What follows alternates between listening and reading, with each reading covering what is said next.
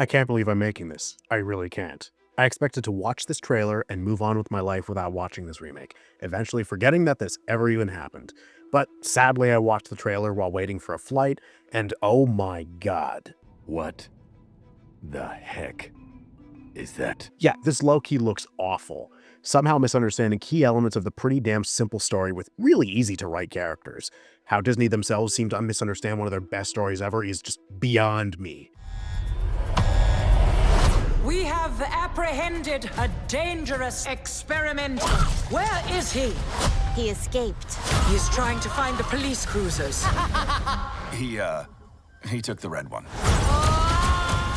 Starting off with something that everybody has been saying but has no real bearing on the quality of the final product. Yeah, the CGI aliens look alright, but it calls into question why this is even a live-action movie. Why not just commit to one medium? Like animation. Myrtle's hip check of Lilo seems oddly antagonistic and unprompted. She's a shitty person, but the whole point of her in the original film is that she's a bratty child and Lilo is also a very aggressive person, mutually hating each other. Lilo is presented as a very normal child throughout the trailer, but in the original she's a psychotic little kid who needed a loving family to sort out her baggage.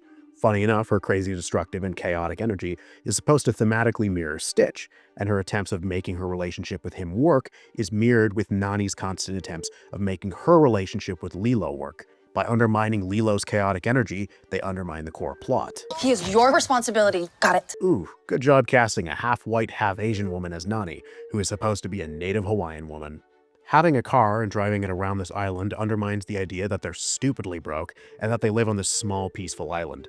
Sure, they had a car in the original, but it's clearly an old piece of shit that's not in use anymore. But of course, we need our obligatory CGI creature in the car scene from every other movie like this. So Disney released a full version of this scene, and it's pretty hollow. The scene at the luau in the original was the culmination of a full day of getting to know Stitch, and showing how such a small but fun creature could cause damage to their lives. It fully shows what's at risk, kicking off the second act, forcing Nani to go on a job hunt so Bubbles doesn't separate Lilo from Nani, and it also establishes David as Nani's romantic interest, who isn't able to fully enter their lives due to Nani having way too much on her plate. He's a fun-loving and kind of clumsy guy, which isn't conveyed at all in the scene that they released for the live-action film. So the scene being set at night helps convey how it's been a long day, and having David showcase his personality through his job and interactions with the other characters is something that really works. Too bad the live-action version barely has David say anything of worth to showcase his character, nor is it implied to be after a long day of getting to know Stitch. We are not keeping this thing. Ohana means family. Family means nobody gets left behind Or forgotten. One of my biggest fears of this film is that they'll turn Nani into the butt of a joke, instead of treating her as an actual multidimensional character. The Ohana line in the original was after the aforementioned long day. Nani was pissed off and Lilo was vouching for Stitch. She pulled up a phrase that had extreme emotional significance for the both of them, but especially Nani for having many more years of having parents, but now having to be a parent long before she ever expected. Nani even said that she hates it when Lilo uses that line against her. I hate it when you use Ohana against me. And it comes back later in the film when Lilo is captured by Gantu, and Stitch needed a way to prove that he wants to help reunite their family. Ohana means family. Family means nobody Gets left behind. or forgotten. Stitch isn't an idiot, so he clues into this and is able to understand what a family is. And for the rest of the film, he isn't nearly as purposefully destructive as he was before. From then on, any and all instances of his destructive nature is through pure instinct rather than deliberate attempts of causing harm like before, either through his genetic instincts that he can't really shake or through his acts of self-defense. By turning this line into a joke, I'm worried that they'll forget that Stitch himself gave up on his crazy behavior because of his growing emotional intelligence. And I'm scared that they're going to turn Nani into nothing more than a nagging prick instead of a really well-crafted character. Agent Cobra Bubbles, we have a blue dog to catch.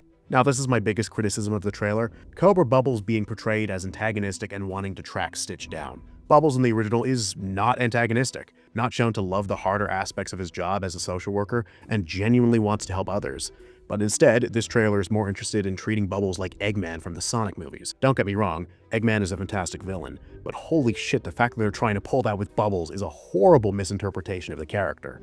Lilo and Stitch is such an interesting movie in large part because there's no actual villains in it. Jumba Pleakley? Well, Jumba calls himself an evil genius, but in reality is a bit of a harmless moron, and Pleakley is just doing his job, trying to prevent what he thinks is a monster from destroying a species that he knows has value. Bubbles is a man who's trying to ensure Lilo has a happy and healthy childhood, and Gantu, in spite of being a dangerous threat to both protagonists, is not actually a deadly monster. He wants to ensure Earth and the galaxy as a whole are safe, and sees Stitch as a monster. His most evil trait is having a disregard for Lilo's safety, but he probably rationalizes that in his mind, with Lilo's life not being as valuable as the lives of everyone else collectively, which is fucked up, but he's not hellbent on causing harm or anything. He wants Stitch to be dealt with, but takes things too far. So why are they turning probably the least threatening character outside of Lilo's family into someone who's implied to want to hunt down Stitch? Whatever happened to the drama that can happen through bureaucratic procedure? Why does this movie need some kind of villain? Also, showing that Bubbles thinks that something is up with Stitch to the extent that he wants to track him down, that kind of calls into question why nobody else has done the same. Why haven't Lilo and Nani assumed Stitch wasn't a dog, or David, or anyone else that sees Stitch in the streets? Like, obviously Stitch isn't a dog, but it's easier to suspend disbelief that nobody else clues in when it's consistent. You can't play both sides of this. Either people know Stitch isn't a dog, or they don't. Trying to do both makes some characters look idiotic when they shouldn't be. Also, Jumba and Pleakley using human disguises is kind of a similar thing. In the original movie, nobody batted an eye at their strange faces, but that's kind of harder to buy in live action, so they felt the need to give them holographic disguises to go everywhere undetected. But honestly, with their need of portraying this concept of aliens on Earth in a more realistic way, it does kind of make it weird how, again, nobody bats an eye at Stitch. So 3 obvious aliens is too much, but 1 is alright. I'd at least appreciate if they commit to the weirdness of the original movie like some jackass stunt, but they're playing it safe again while misunderstanding the story again. Now this annoys me. Changing the ethnicity of the ice cream guy might not seem like a big change, but actually think deeper about the ramifications of this. The ice cream guy isn't just a punchline, but rather a hint of something much deeper for Lilo's character. Lilo is established to have this really weird quirk of taking pictures of tourists that visit her island, and it's all made clear why she does this later in the movie. Her parents went on a drive late at night while it was raining, and they died in a car crash. And her way of immortalizing them is through a family picture she keeps under her pillow. She has a form of trauma through separation, so she wants visual memory of all the various people who enter and leave her life. While I understand that the ice cream guy is a recurring character in the Lilo and Stitch TV show, the original intention of this character was that he's a tourist, which ties into Lilo's whole deal of trying to keep a memory of everyone she meets. With that, it's implied that he's a local, so the entire idea just got shelved to keep a joke and pretend to be more inclusive. So forgive me for being a bit annoyed that they casted a native Hawaiian as the new stand-in for the ice cream guy, who apparently now eats snow cones. Also, this might seem petty, but the fact that they casted a native Hawaiian as the ice cream guy, but not getting an ethnically accurate depiction of Nani is just fucking hilarious. So that was the trailer of all time. Truth be told, I get that this coverage might seem a bit unfair to the final product. Maybe I'll be eating my words in a few months, but I rather doubt it. I'm not against being wrong here. I actually want this movie to be good since these are all characters that mean a ton to me. So of course I don't pray for this movie to be bad. And for whatever reason, everyone that I know that has seen the trailer has responded with bemusement, mild curiosity, or outright hype. Meanwhile, I'm over here looking at this shit thinking they screwed the pooch right out the gate. But the comments about this trailer seem to tell how easy it is to manipulate the audience. Have a seemingly sad moment where Stitch looks cute, have music from the original movie, and have CGI that looks somewhat decent, and general audiences will lap it up. But like, what about the storytelling? What about the characters and their purpose within a story? What about the individual nuances of specific plot points, or the intrinsic advantages of a specific artistic medium for a story like this? I guess all that matters is that a few boxes of nostalgia are checked above anything that actually matters in a story.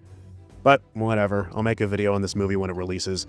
I'm not really looking forward to this, but I have thoughts on these remakes that just needs to be said.